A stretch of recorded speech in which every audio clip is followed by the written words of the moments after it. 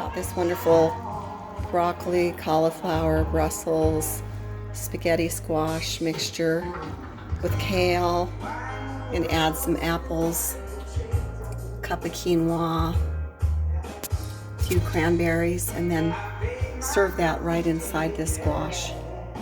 Just a really simple dinner.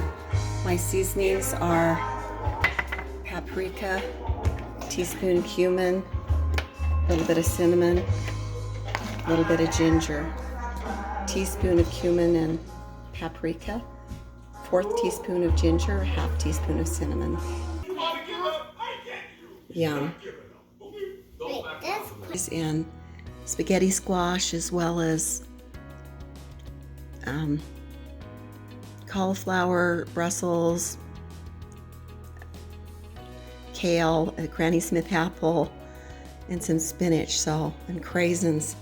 Works well with squash or just plain as a dish. I seasoned it with paprika, cumin, cinnamon, ginger, and some salt and pepper.